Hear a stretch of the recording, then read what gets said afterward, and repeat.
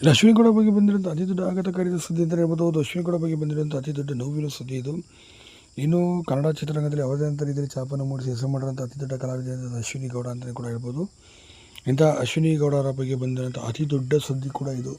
ಹೌದು, ಇನ್ನಿಲ್ಲ ಅಂತ ಹೇಳಲಾಗುತ್ತೆ. ಯಾಕೆಂತಂದರೆ ಈಗ ಅಶ್ವಿನಿ ಗೌಡ ಎಲಿಮಿನೇಷನ್ ಪ್ರಕ್ರಿಯೆ ಕೂಡ ಈಗ ನಡೀತಾ ಇರುತ್ತೆ. ಎಲಿಮಿನೇಷನ್ ಪ್ರಕ್ರಿಯೆ ಅಂತ ನಡೆಯುವಂಥ ಸಂದರ್ಭದಲ್ಲಿ ಯಾರು ಇಡೀ ಮನೆ ಮಂದಿ ಎಲ್ಲ ನಾಮಿನೇಷನ್ ಆಗಿದೆ, ಎಲ್ಲರೂ ಕೂಡ ಬಟ್ಟೆ ಪ್ಯಾಕ್ ಮಾಡಿಕೊಂಡು ಗಾರ್ಡನ್ ಏರಿಯಾಗೆ ಬಂದು ನಿಲ್ಲಿ ಅಂತ ಹೇಳ್ತಾರೆ. ಆದ ನಂತರ ಮೊದಲಿಗೆ ಅಶ್ವಿನಿ ಗೌಡರನ್ನ ನಿಮ್ಮ ಸುಟ್ಕೇಸ್ ತೆಗೆದುಕೊಂಡು ಮನೆಯಿಂದ ಹೊರಗೆ ಬನ್ನಿ ಅಂತ ಹೇಳ್ತಾರೆ.